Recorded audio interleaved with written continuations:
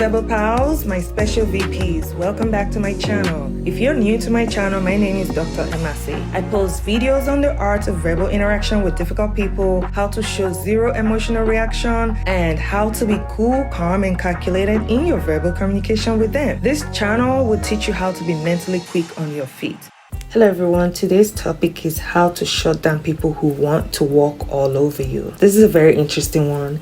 There are some people who have perfected the art of walking all over people, but the good news is that they cannot do it to everybody. Nope. Not only what they do is they size people up to see what they can get away with. That is why I'm doing this video, because I want to help people who are not naturally, narcissists, and they have such a soft heart and they're nice people, so they don't really like to offend people, and people like that are usually the victims of difficult people. They're usually the victims of narcissists and toxic people who really disregard their boundaries and just walk all over them. There's a saying that we teach people how to treat us.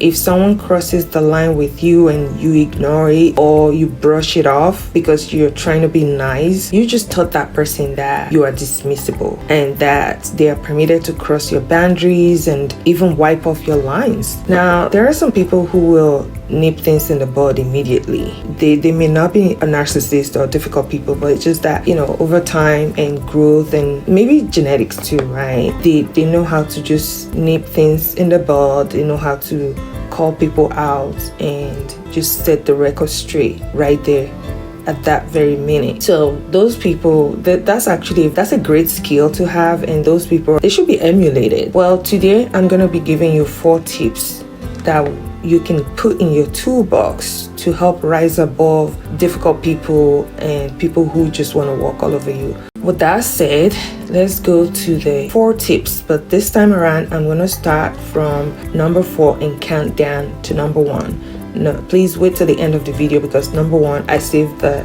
best for last. Number 1, it's the best, I think. Well, here is tip number 4. Use comebacks on them. That's coming off of the last video. Comebacks are very great to set boundaries. They're great to help to show people that you're not a pushover, you're not a doormat, they can't walk all over you. Witty comebacks. So there's something about witty comebacks. DPs and TPs and toxic people, by the way, they hate witty comebacks. So if you can really perfect your art, your comeback game, and you're able to pull them out in real time and use them, best believe it, these people will leave you alone. They will leave you alone, honestly. So that's my tip number 4. Use comebacks on them. Here's an example of a common statement by DPs and TPs and narcissists when they're throwing their tantrums. One is, you are the problem. So they're interacting with you, they're talking with you, maybe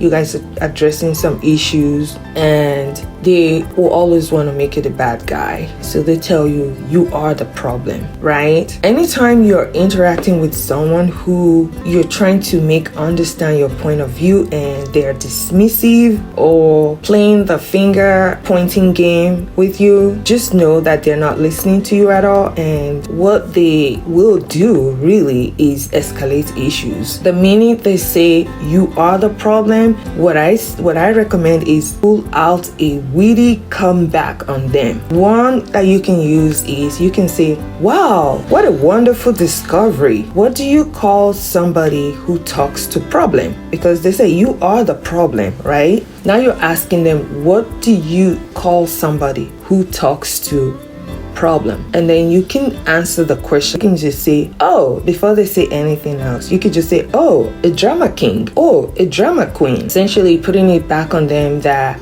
they are a drama king or they're a drama queen. And if you come to that conclusion that they are the problem, because you're actually trying to resolve a problem, but if you really come to that conclusion that they are a problem, you already know what you're gonna do. There is no need for you to be wasting your energy engaging them. You're just feeding them, and there is no need for that.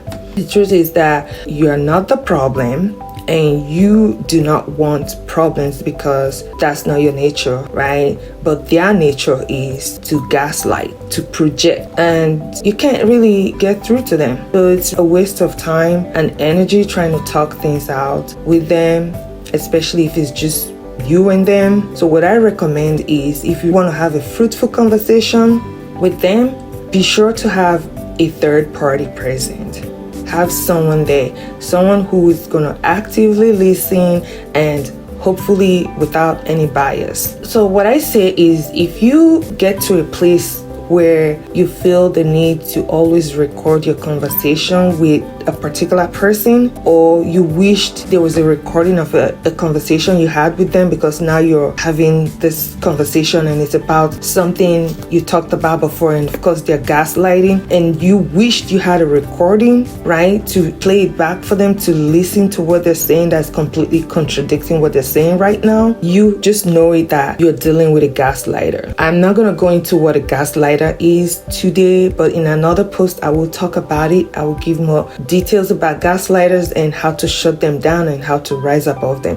But just know you're dealing with a gaslighter. So the best thing to do is to just disengage or use comeback on such people. So you have to practice your comeback game. Number 3, be nicer to yourself and tell yourself, hey, I don't think they deserve my niceness. Yes, you don't want to be nicer to them than yourself. You need to be nicer to yourself. And if somebody is walking all over you, disrespecting you, not respecting your boundaries, and you're still giving them that opportunity to do that, then what you're saying is that you don't even like yourself, or you don't know how to be nice to yourself. So you're trying to be nice to them at your own detriment. If you have ever said, oh, people take my niceness for weakness, then this video is for you. You can still be a nice person that you are, but do not let them hurt you or take advantage of you without letting them know that you see through them. Let them know, I see you. Let them know that you know who they are. They cannot pull one over you. You're not stupid. Just because you're nice doesn't mean you're dumb. Be serious about what you're saying, and do not give them the opportunity to talk all over you. Don't let them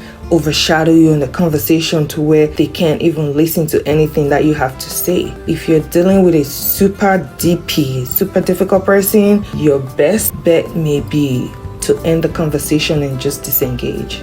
It's not worth your time or energy. Don't fall for the bait. Don't give them any form of emotional reaction, any form of reaction at all. What this means is that do not let them know whether you are hurt, angry, or happy. You don't want them to know. That is really what would drive them nuts, because they will be baiting you, right? They want to see your reaction, but you're not giving them anything. That would drive them nuts. You have to practice giving off zero emotional reaction. That's what you have to practice. So be smart and be smarter than them. Be proactive and be 3 steps ahead of them. Don't let people walk all over you. You have to practice. If you have to practice in the mirror to yourself or with your friends, that's what you need to do until you become proficient at it. So number 2, okay, do not give a shish about these people. Do not give a shish about what they say or what they do. I don't want to use a bad word here, but I'm sure you'll understand what I mean. So this takes practice, by the way. If you're not a narcissist, if you're a narcissist, this video is not for you. You are already an expert in this, okay? So once you get to a place where you feel fully free in your mind, you have arrived at to hell with this, to hell with that. That's freedom. Once your mind is free. It's free from condemnation. It's free from guilt. It's free from negative self-talk. It's free from judgmental tendencies and thoughts. And it's just free from people trying to walk all over you and you just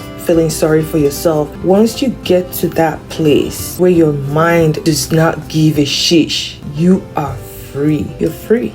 As long as you're concerned about what people think, what people will say, feeling sorry for yourself, you're still in bondage. But the good news is it's all in your thoughts. You know, we are our thoughts. Our life is our thoughts. If you change your thoughts, you will change your feelings. If your feelings change, you will change your actions. If your actions change, your life has no option but to change. So now your life is completely changed, and it all begins with your thought. Now, when dealing with DPs, TPs, narcs, etc., don't give a shish about them or their feelings, because they don't have empathy for you or anyone. They feel entitled, they want to be worshipped, they feel emboldened, and to crown it all, they don't give a hoot about you or what you want. So why would you give a shish about them? So that's tip number 2. Anyway, let's go to the last tip, which is tip number 1 is, if you are standing, no one can walk on you. This is a statement that I heard